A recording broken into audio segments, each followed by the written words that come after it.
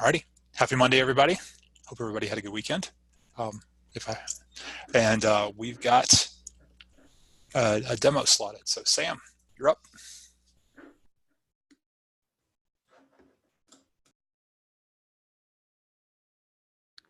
Sam, we can't hear you. I forgot to unmute my actual microphone. Good start. Right, so this is a demo of the vulnerability list. It's unmerged code. I still need to write tests for it, but I figured it's best to show people now and get some feedback on where I am with it. Let me just share my screen.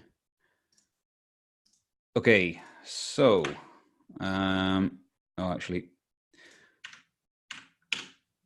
I'll just enable the feature flag. So without the feature flag, we can't see the page, which is exactly what we would expect. With the feature flag, when the page reloads, the joys of running Zoom and the GDK at the same time.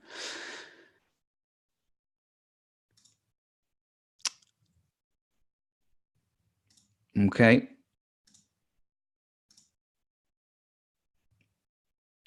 Okay, right. So we have the vulnerability list inside the security and compliance navigation, which renders, unsurprisingly, a vulnerability list. This is just really simple, done in HAML. This list will eventually disappear when we get the actual thing in, and we'll be using the dashboard. But for now, when we've got the feature flag on, this is where we get a list of all the vulnerabilities, the actual first-class vulnerabilities. So we get the state, the severity, the description and title. Now it's dummy data, but the template's rendering correctly. I've just generated the same vulnerability several times, which is why it looks a bit weird. And it's all paginated and everything. And clicking through to it gets you to the first-class vulnerability page that we showed before. So now I believe Ross has pushed the thing that automatically creates first-class vulnerabilities on the default branch. I could be wrong, but I'm pretty sure that's in now. So now we get them, we get a list of them, and we can go through them. So we can really start playing with them now. I do have one question myself that just goes to the room, I guess, before anyone else jumps in. And that is with the routing. So the actual vulnerabilities are at security/vulnerabilities. That's where the vulnerability list is. But clicking through to a vulnerability is currently at security/dashboard/vulnerability ID. This is how we set it up originally, but now that I'm actually using it, I'm thinking maybe this is wrong, and it should be security/vulnerabilities/ID, which it means we need to change a couple of bits in the controllers, but nothing too hard right now, but probably harder later on. I just kind of want to get people's thoughts on that one. But yeah, there we have vulnerability list. Any thoughts on what I've just asked or questions about what I've just shown? Sam, I like the suggestion that I was actually just about to ask about that before you pointed it out. I was noticing the path part. I don't think keeping dashboard is maybe it may not make as much sense. And I worry that that's going to be less portable than if it's tied directly to if the path name is vulnerabilities. Yeah, completely agree. Completely agree. Forgive me for asking this question, and I will go ahead and duck or accept a slap to the back of the head in Prague, assuming everybody is here for asking this. When this ships, and I'm not saying if, I'm saying when this ships, and we turn this feature flag off and it goes away, where does this whole feature live? Does it live at dashboard, or does it live at vulnerabilities? So that's the reason that this link is currently security/dashboard/vulnerability ID, because the idea is to have the vulnerabilities listed on the dashboard rather than a separate vulnerability list. This is just so it's easier to keep them separate for now. But I think even still, the URL. So this URL makes it seem like it's the 17th dashboard rather than the 17th vulnerability. But yeah, having the dashboard as the list was the reason why this URL was originally chosen. But Okay. I figured as much, but I wanted to ask the question and see if that changed the answer from product management. So,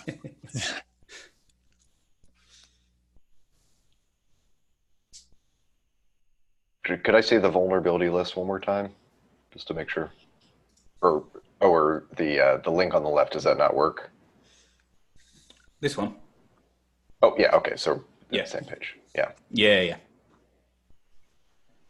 Yeah, I still agree that I think it should be vulnerability/ID. Cool. I'll get that changed. I'll probably do it in a separate MR, but I'll get that changed and updated. Any other questions, comments, anything before we move on? Thanks, Thomas. Cool. Right, I'll move on then. I can't see the agenda because I'm sharing, but whoever's next. Matt, you're up. Unless there's other demos. Sorry, are there other demos? No, not for me.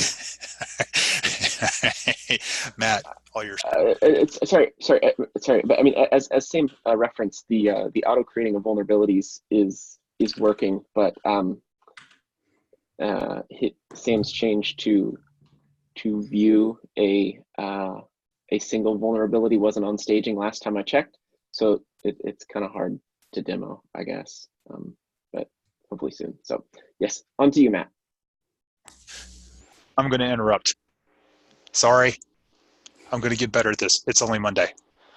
Ross, when you say it's been merged, talk about use cases that you got merged for auto create, and then I'm going to be quiet. As soon as the branch is merged into the default branch and the pipeline runs, it creates the vulnerabilities based on the findings that are found there. We're not doing any sort of auto resolving of closed issues. Does that cover kind of what you're asking? Yeah, I just want to know if it was auto create or auto resolve, no deduplication, just scoping what got. Yeah, so a little there. I mean, there is a little bit of deduplication because we have like a location fingerprint. So we won't like recreate a vulnerability that we already know about and can find based on that location fingerprint, which is, line of code in a file, essentially. But we still have the existing problem of we can lose track of a vulnerability if it moves down lines or whatever. But that's an existing problem that we have. That's not addressed. So there is still some potential for duplication, but we're not introducing more duplication, I guess. And definitely not auto-resolving. Based on the last meeting we had, we're not doing the auto-resolving yet. So, and I see Andy shaking his head yes. So now on to Matt, question mark? It depends on Thomas. All right, cool. So this is probably a thought that should have occurred to me much earlier, but I realize, so now that we have our first official posted security integration partner, WhiteSource, we announced a couple of weeks ago, they have built their integration on top of our current model. What is going to happen to them or anyone that's chosen to make their own integration when we make this cutover? Is that even a question that we can answer right now? And kind of extending that out, so let's say that we do realize that there is going to be a potential issue for them. As a more general question, how can we make changes like this where we've got a feature flag and we're going to flip it on and have vendors kind of come along with us? Is the I think it's kind of the more general question behind that. So let's start with that first one. What's going to happen to WhiteSource if anyone knows. I can confirm that I don't know. What is white source generating and sending to us? They are hooking in to the pipeline. They are generating the JSON reports for, I forget what two they do, dependency is one of them. But so they're basically overwriting where our default scanners would place the JSON reports. It looks like they're also creating an issue. Now that's their own little, I guess, secret sauce that they made as part of the integration. I guess my curiosity is moving from the findings to this new first class vulnerability paradigm. Is it an all or a nothing? Is the old stuff just not going to work in general? I'm going to naively assert something and let people tell me where I'm wrong. Since they're just replacing the analyzer and are creating the JSON report, it's going to be akin to creating findings, which should then be promoted to vulnerabilities by the new system. Since they are creating issues as well, what they will not have is the linkage between the promoted vulnerability and the issues that they are creating automatically.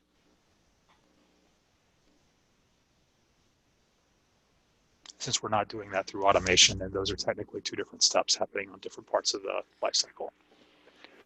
You're absolutely correct as far as, I mean, that sounds absolutely correct to me. We do have the APIs to link those, so they could alter their secret sauce to add that on, but it won't, just work. I didn't expect that part would just work since they're doing the issue creation on their own. I think my concern was more, we flip the feature flag and anyone that's playing with the integration, it's just going to flat out break. It sounds like it's just going to be maybe a little bit wonky. If we treat the JSON format as a contract coming in, I'm going to naively assert that it should work, but testing should be definitely required in order to verify that. Yeah. Yeah, as long as they're creating the vulnerability objects and they're also still separately creating their issues, I don't think we've made anything broken necessarily. Not to mention the issue creation was something that they decided to do on their own. That's not necessarily something that we want to encourage in the future. We didn't have a better option for them. So I think it's going to require a little bit of rework, but my hope is that they can do the rework around the time that the feature flag comes off. They can start now. If we show them where we're headed with this, but that it's not going to be a hard cutter they're going to need to make at the exact time that we do the release. Is there any more information that we can look into to get a better idea of what or how stuff is potentially going to be broken or wonky, specifically around white source, like their issue creation thing? Yeah, I had actually asked them several weeks back for a test environment or a test project where they had their stuff set up, and I don't think they had anything at the time, and it kind of fell off the radar because it wasn't that important. But let me reach out to them. And what would be required from your end? Do you just need, I guess, access to an environment with their integration running? I really don't know. You don't know. I mean, it might just be good to first get like an overview of what they're doing, and then we'd have a better idea of what we would need. But Sure. They actually made, it was probably about 3-minute long demo video of what they were actually doing. I mean, they're just kind of showing you visually the flow. So let me go share that. Yeah, that'd I'll be share great that here in start. just a second. And then I can reach out to them and figure out whatever we need to kind of work with them to see if it's just going to be a little bit weird or if it's going to break anything. Yeah, I think we should be clear to them that we don't want, unless we do, we don't want vendors creating an issue every time a vulnerability is detected. We want vendors to follow the model that we're creating today. So I don't think we need to bend over backwards and like kind of accommodate what they've already built, because it kind of just like hacked it together. Oh yeah, no, I'm not suggesting that. I just want to make sure that we don't flip the switch and then everything explodes on their side. Yeah, that would be bad. Yeah. Which it doesn't sound like it would, but I agreed. The thing that they did with the issue creation was something of their own devices.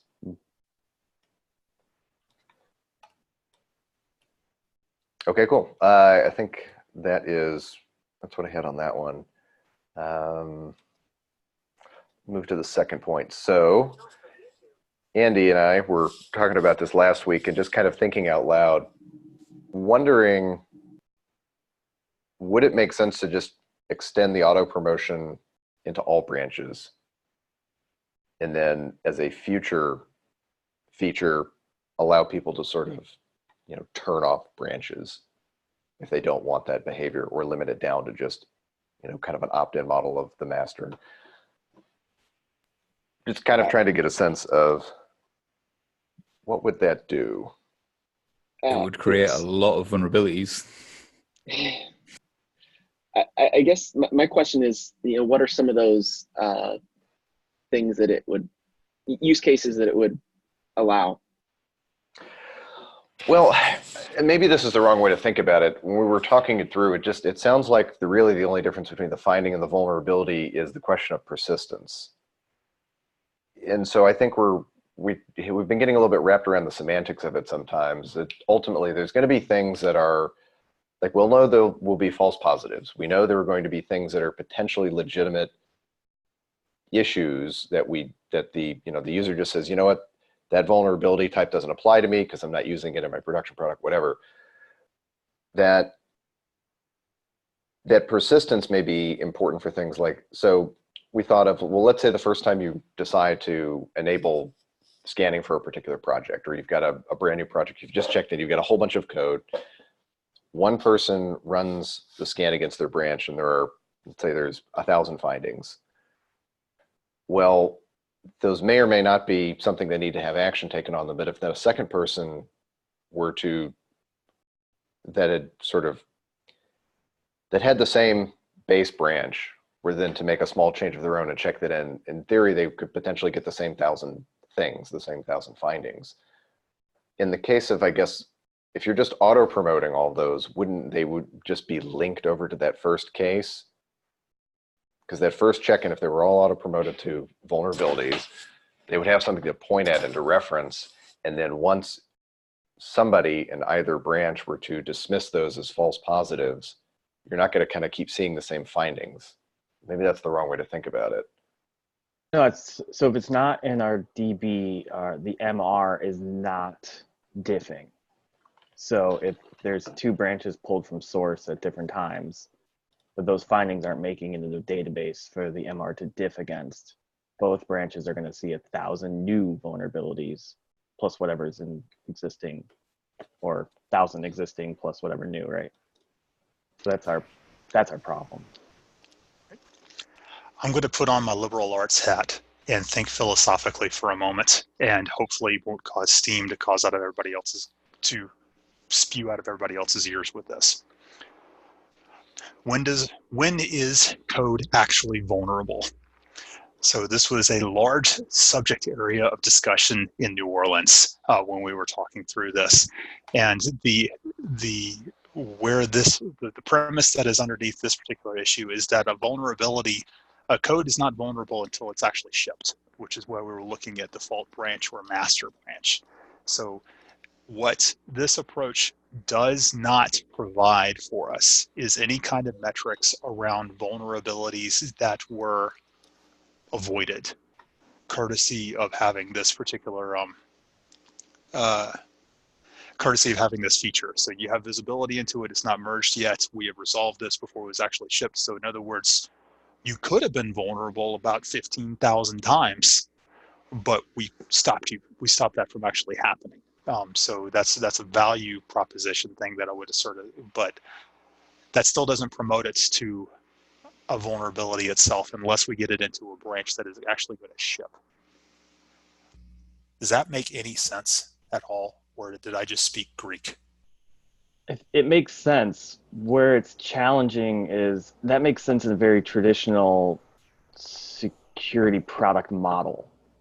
We are now in the DevSecOps model where there's monitoring and data and analytics on the pre-deployment vulnerabilities that either like they call it escape, so they get into production, or even like MR's delayed, so on, etc. So there's a data built in behind pre-deployment vulnerabilities.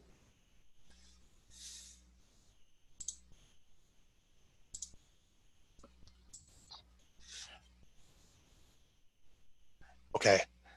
My philosophical question to you then, which is something that we probably need to have after when we don't have 20 people on the call, is what's different between a traditional AppSec versus DevSecOps environment? Yeah, I have thoughts. I'm sure you do. Right. But I think we're also presupposing that master equals production, and I think that was also something that was tripping us up because it might not be. Right. Well, default branch, yes. Yeah. A release I guess branch, if you will. if we're auto promoting every vulnerability on every branch and we have some way of filtering which branches you want to show, then you can easily say, well, these branches are what's on production, so this is my production vulnerabilities, if that makes sense. It makes it a little easier to configure which ones are actually in production because you know which branches are on production. But there is the other side of it being that we will have a lot of vulnerabilities that are just on branches and aren't technically vulnerabilities yet. Yeah. Not sure where I'm going with that, to be honest. I'm just thinking out loud. Well, it's our job to create and organize an experience that makes sense. So if we're doing all branches, all vulnerabilities, we're not going to just dump the user in a list that has 33,000 vulnerabilities for every branch. We would want to have some smarts applied to that list and have like, drop downs that, default to default branch, right? Or whatever branch they decide should be defaulted to. And then they could, go and sort or filter their way through what's important to them. In the interest of time and seeing that we've got a couple of questions to get to, Matt and Andy, so y'all are enumerating potential use cases where you'd want this. Could you enumerate those on an issue post MVC that we can start discussing the pros and cons of this and figure out if there's a direction we want to go into? Yeah, I think that's a good idea. Sure. Okay. Yeah, because we're talking abstract and it's kind of hard without knowing what use cases or business cases we're trying to cover. But I kind of see it, but yeah. Okay. All right.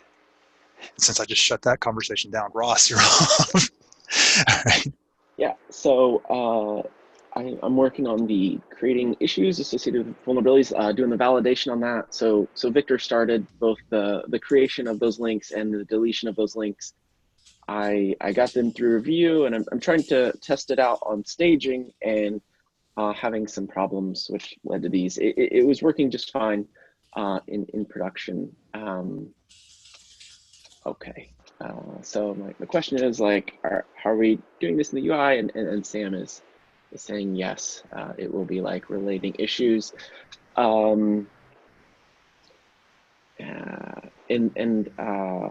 Where is that issue coming from? Like, is it just going to be? I mean, it can be any issue. Is the idea that it's going to be an issue that they're creating there from somewhere? Like, are they going to create that initial issue from the UI somewhere, or? Yeah, they'll be able to create the issue from the vulnerability page. This is something we talked about before, kind of. So the end goal is to have it just like related issues on other issues or merge requests, but there might be an MVC here where we just mirror the same functionality that we have on the current dashboards that is slightly different, that you can only create a new issue and then relate that one issue and then that's it, you're done. If that's easier to do, then that's something we can go down for MVC. But the end goal is to have it just like MRs and issues. Okay. And then kind of my second question there is there, like, say I have an MR feature branch, and I go ahead and I create an issue for this this vulnerability. Then it gets merged into the branch. Then would I also have the opportunity to create another issue that would be related to the vulnerability, and there would be a separate issue related to the finding? Or how does that kind of look? Users will not be able to do that with findings. At this moment, we're only supporting one issue creation created from a vulnerability, I think, the MVC. We can already create issues from findings. Yes.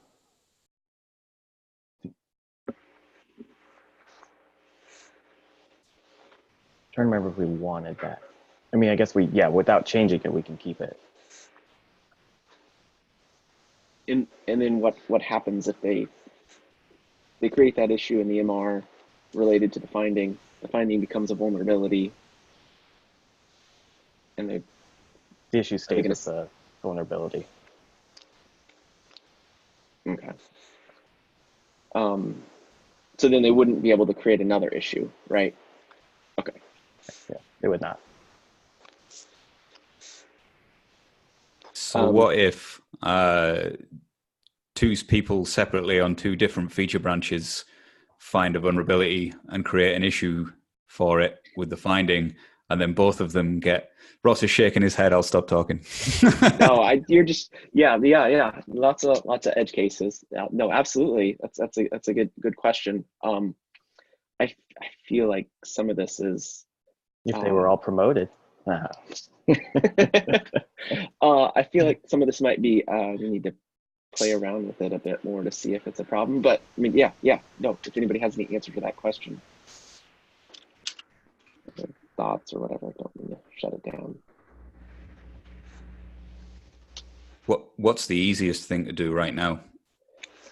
I mean, I think the easiest thing is to just use the same workflow of creating an issue associated with the finding, whether it's the finding doing it or the vulnerability doing it, because we have that one-to-one relationship between the vulnerability and the finding. And we could, like, if we want, we could even do some of that, the creation of that link from the vulnerability pages themselves. You know, like if it's create an issue, like we could create that link when that create issue happens, that kind of a thing. So that would be the easiest, I guess, is to kind of piggyback on some of the existing finding issue creation stuff. And today we don't allow multiple issues to a finding anyways, so we just keep that logic. Okay. Cool. That's all I have. Onto Sam's scheduling question, I think. Yeah, so we have two versions of this meeting on two different calendars. We should... I'll skip ahead slightly. So next week we need to move this call, which requires moving it on two different calendars, and that gets pretty confusing. I understand why it's on both for visibility, but could we maybe just have it on one? Would that work? Should we go Highlander on this? My personal opinion is that this can disappear from the secure stage-wide calendar as soon as Defend is ready to carry the ball on this feature without Secure's involvement. That is my personal opinion. So not yet would be the answer. I think we need to, but I think it's an idea before we're ready. And this is probably more of a feature request to Google, but is there any way we could keep them in sync without human involvement? No earthly idea. Could you invite the secure calendar on the meeting as an attendee? Well, that's an interesting idea. That could work. I'm going to find out. Cool. Well, I guess we're coming close to time here, so Yeah. find that out. But we should definitely move next week's back half an hour because of the clash with the secure group call. Yes. Yes. Okay. Cool. Right. Okay, for those that are on the secure stage-wide calendar, it's about to get noisy because it looks like you can invite another calendar to a meeting. So I'm going to try it out. And so this might create some noise. Apologies for that. All right, we're at time. And I will dangerously ask if there are any additional questions that should be covered quickly before we all wrap up and move on to continue progress forward on things.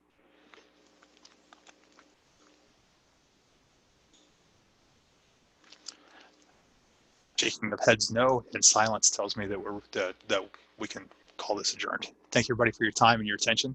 It's very much appreciated, and we'll talk soon. See ya.